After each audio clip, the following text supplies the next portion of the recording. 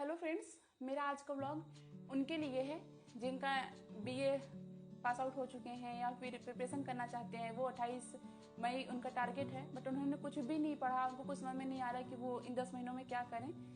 तो आज मैं उनके लिए अपनी कुछ स्ट्रेटजी लाई हूँ। अगर उनको कुछ हेल्प हो सके आप दे सकते हैं इसको।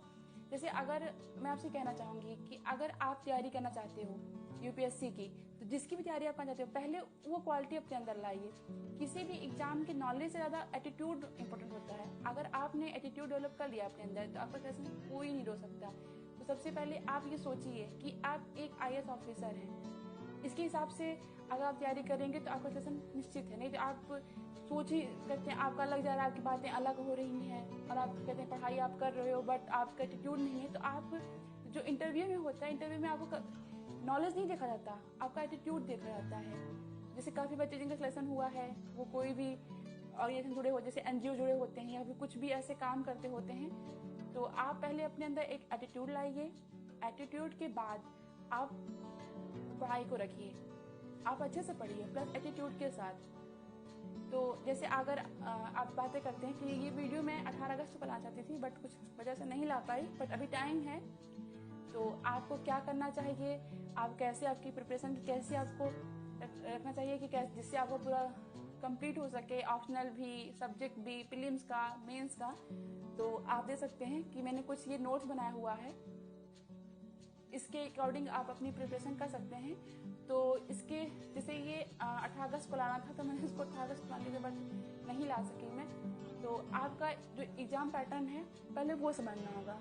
आपको अपने 2 घंटे 3 घंटे आपको देने होंगे, समझना होगा कि एग्ज़ाम कैसे होता है, कितने भाग में, जैसे 9 पेपर होते हैं एग्ज़ाम के, मेंस में क्या है, प्रीलिम्स में क्या है, आपको ये समझना होगा।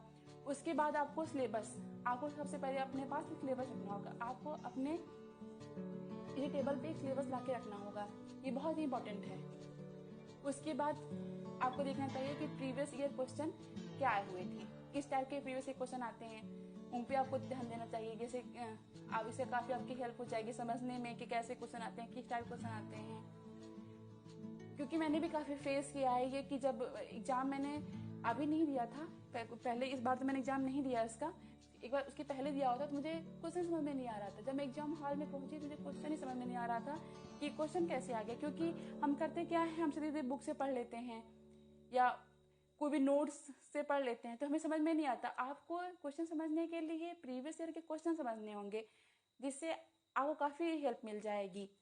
उसके बाद आपको डिसाइड करना होगा कि आपका ऑप्शनल क्या है। आपको ये अगस्त के महीने में ही डिसाइड कर लेना होगा कि आप ऑप्शनल क्या ले रहे हैं, जैसे किसमें आपका इंटरेस्ट है। ये आप किसी से पूछ करके ऑप्शन मत लीजिए कि किसमें मार्क्स ज़्यादा आ रहे हैं, जो आपका इंटरेस्ट हो वो लीजिए। क्योंकि आप कोई भी सब्जेक्ट किसी से पूछ करके या मार्क्स ज़्यादा अच्छे आ रहे हैं आप ले तो लेंगे, बट आप उसको पढ़ सकेंगे ये गारंटी तो आप नहीं ले सकते ना। तो जो आपका इंटरेस्ट हो, जिसमें आपको उम्मीद हो कि आप इसमें बेस्ट दे सकते हैं अपना, उस सब्जेक्ट को ऑप्शनल लीजिए। उसके बाद अपने स्टडी मटेरियल को फिक्स कर लीजिए कि आपको क्या पढ़ना है। जैसे मैंने मेरा एक इसके पहले एक व्लॉग आया हुआ था तो उसमें मैंने बताया था कि इसे प्रीलिम्स आपका कैसे निकलेगा।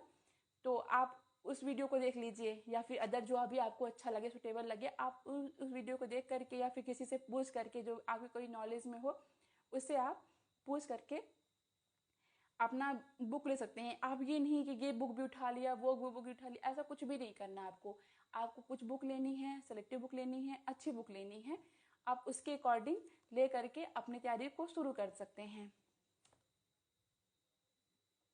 जैसे आपको समझने के लिए पेपर को आप पिछले 5 साल के ज़्यादा पीछे मत जाइए, क्योंकि काफ़ी कुछ चेंज हो चुका है पिछले 5 साल से।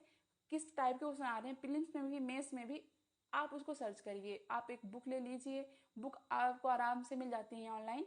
आप बुक ले लीजिए, उसमें देख लीजिए, ऑनलाइन या ऑफलाइन जैसे भी बुक मिल जाए आपको, आप देख लीजिए कि किस टाइप से क्वेश्चन आए हुए हैं पिछले 5 सालों में। उसी के अकॉर्डिंग आप अपनी प्रिपरेशन शुरू कर दीजिए। जो मैंने इसको डिवाइड किया है, इसको कई फेज में किया हुआ है। जैसे ये हमारा फेज 1 था, अब ये फेज 2 है। आपको इससे फेज 1 में तो आपको ये सोचना है कि किस तरह के क्वेश्चन आते हैं, कैसे आपको तैयारी करनी है, कहाँ से क्वेश्चन आते हैं, बुक कौन सी लेनी है, सिलेबस क्या है, मटेरियल क्या क्या आपको डिसाइड करना है। तो ऑप्शनल क्या होना चाहिए आपका, तो आप में फेज 1 में ही हो गया। ये आपको अगस्त में ख़त्म कर लेना है। आपको लास्ट, जैसे आज 21 अगस्त को है, तो आप कल से 7-8 दिन में इस काम को ख़त्म कर दीजिए, कि आपको ये ना सोचना हो कि मेरा सिलेबस क्या था, मेरा ऑप्शनल क्या है, आपको ये दिक्कत ना हो। तो आपका ये अगस्त के टाइम पे ये ख़त्म हो जाए।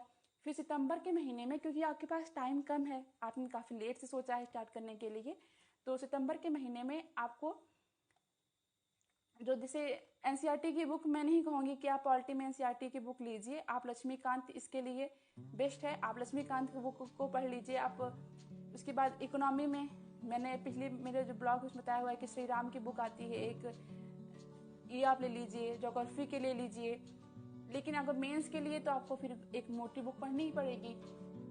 तो प्रीलिम्स के लिए तो श्री राम हो गया। अभी प्रीलिम्स की बात नहीं करते हैं, प्रीलिम्स आप फोकस करिए फरवरी के बाद में, फरवरी से करिए, फरवरी, मार्च, अप्रैल, मई आपके पास टाइम है। अगर आप कुछ बुक सिलेक्टिव बुक पढ़ेंगे तो आपका आराम से प्रीलिम्स हो जाएगा। जो आपको फोकस स्टार्ट में करना है वो मेंस पे ज़्यादा करना है। तो आप एक बार पॉलिटी की book, economy, geography, history, art and culture, ecology, environment, इन सबको बुक ले लीजिए। जो भी सेलेक्टेड बुक हैं उन बुक करके उसका सिलेबस देख लीजिए, आप किस टाइप का बुक है, कैसा क्वेश्चन है, आप उस बुक को थोड़ा थोड़ा करके उसको पूरा समझ लीजिए उस बुक को लेने के बाद। और साथ ही साथ आपको अपना ऑप्शनल भी तैयार कर देना चाहिए। इन बुक को लीजिए, आप इन बुक को पढ़िए, शुरू कर दीजिए पढ़ना। अगर आप एनसीईआरटी पढ़ना चाहते हैं आप एनसीईआरटी पढ़ लीजिए। लेकिन अगर आप तैयारी कर, मैं तो मान नहीं है कि अगर तैयारी कर रहे हैं तो एनसीईआरटी आपको बीए में, अगर आप हैं कोई भी बैचलर डिग्री कर रहे हैं तो उसमें ही आप एनसीईआरटी को समझ लीजिए। अगर आपने नहीं समझा है तो मुझे नहीं लगता कि इन 10 महीनों में आप एनसीईआरटी पढ़िए। आप बुक लीजिए और जो भी एनसीईआरटी इम्पोर्टेंट हैं उनको आप प्रीलिम्स के लिए छोड़ दीजिए। फिर आप अपना ऑप्शनल देख लीजिए, ऑप्शनल सब्जेक्ट क्या क्या हैं। फिर फेज 3 हमारा आता है अक्टूबर से फरवरी तक। ये सितंबर तक आपका काम है, आपको बुक समझनी है, बुक लेनी है, बुक को पढ़ना है, उनको समझना है। ये काम आपको सितंबर में पूरा खत्म कर देना है। उसके बाद आपको जो फेज 3 है उस अक्टूबर से फरवरी तक है। इसमें आपको पढ़ना शुरू कर देना चाहिए। जो भी आपने स्टैंडर्ड बुक लिए हुए हैं उनको आप शुरू कर दीजिए पढ़ना। जैसे आप पहले रखिए पॉलिटी, आप जैसे निश्चित कर लीजिए आपको जैसे आपकी पॉलिटी कितने दिन में खत्म करनी है। जैसे मान लीजिए 15 दिन में आपको पॉलिटी खत्म करनी है, तो आप फटाफट पॉलिटी को 15 दिन में खत्म कर दीजिए। ज्योग्राफी के लिए आप 10 दिन रख लीजिए। हिस्ट्री के लिए 3 से 3 पार्ट में है, 5 प्लस 5 करके आप इसको 15 दिन दे दीजिए। आर्ट एंड कल्चर भी इसमें जोड़ लीजिए। ऐसे से करके आपको सारे सब्जेक्ट खत्म कर देने। जैसे ये पॉलिटी, इकोनॉमी, हिस्ट्री, ज्योग्राफी, आप चारों को एक साथ रख लीजिए कि आप पहले पॉलिटी खत्म करिए, फिर इकोनॉमी, हिस्ट्री, ज्योग्राफी। प्लस आपको ऑप्शनल अपना साथ में रखना है। जैसे ऑप्शनल के लिए आपको 2 घंटे 3 घंटे डेली देने हैं। जिस हिसाब से अब से आपको क्या करना है, आपको जितनी ज़्यादा आप टाइम दे सकते हैं, अच्छा टाइम। ये भी नहीं कि आप बुक खोल के बैठ गए पढ़ने। अपना जो भी पॉजिटिव टाइम है आप उसको दे दीजिए। आप डेली पढ़ाई करिए, अच्छे से पढ़िए, डेली बेस पे पढ़िए। ये नहीं कि आज ज़्यादा पढ़ लिया कल कम पढ़ा, ऐसा कुछ भी नहीं करना आपको। ये आपको जैसे पहले आप पढ़ लीजिए, फिर सेकेंड में आप इन्वायरमेंट, कल्चर हो गया, art and culture, science and tech हो गया, सोसाइटी हो गया, इसको पढ़ लीजिए। उसके बाद थर्ड फेज में आपको वर्ल्ड हिस्ट्री भी पढ़ना है। आपको इंटरनेशनल मामले भी पढ़ने हैं, सिक्योरिटी क्या है, डिजास्टर मैनेजमेंट, ये अच्छा टॉपिक क्वेश्चन आ जाते हैं इससे। ये आपको करंट से कंप्लीट होता चलेगा। आपको इनके साथ साथ करंट पे भी फोकस करना है। आपको डेली बेस पे द हिंदू, इंडियन एक्सप्रेस, जो भी आपका जैसे हिंदी मीडियम आया है तो आप जनसत्ता ले सकते हैं। वैसे आपको एक पेपर तो इंग्लिश में देना ही पड़ेगा, तो आप द हिंदू या इंडियन एक्सप्रेस ले लीजिए न्यूज़पेपर, या फिर कोई ऑनलाइन यूट्यूब पे कोई वीडियो सेलेक्ट कर लीजिए। उसके हिसाब से आपको करंट भी साथ में चलना चाहिए। जैसे करंट में आप रहेगा तो आपका ज्योग्राफी, इकोनॉमी और पॉलिटी में केसेस वगैरह, हिस्ट्री में भी क्या इम्पोर्टेंट है, जैसे न्यूज़ में क्या चले। जैसे असम में, अभी मुझे नाम नहीं ढंग से याद आ रहा अच्छे से, एक असम में कोई थे अहोम साम्राज्य के, उनको भी बुक में जोड़ने के, उनको भी बुक में पढ़ाने की मांग वहाँ की सरकार ने किया है। तो आपका साथ में ये भी तैयार होता चलेगा, क्योंकि जो क्वेश्चन आते हैं आप क्वेश्चन थोड़ा हट के आने लगे, क्योंकि 10 साल से 15 साल से ही गांधी जी के बारे में पूछ करके, जवाहरलाल नेहरू के बारे में पूछ करके अब ये यूपीएससी अपना टाइम नहीं खराब करता। अब नए नए नाम को वो उठा रहा है। क्वेश्चन ऐसे आएंगे कि आप पूरी बुक पढ़ डाल लेंगे, उसके बाद आप एग्जाम देने जाएंगे तो आपको लगेगा अरे ये क्वेश्चन कहाँ था, ये कौन है, ऐसे क्वेश्चन आने लगे हैं। तो आपको करंट पर भी फोकस करना चाहिए, करंट से क्वेश्चन काफ़ी ज़्यादा आते हैं।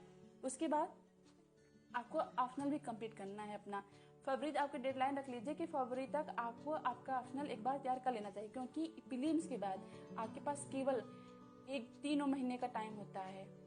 इसमें आपका अगर सोचे कि आप पूरा कंप्लीट करने, आप कभी नहीं कर सकते। तो आपका जो ये काम है फरवरी तक आपको ये खत्म कर लेना है।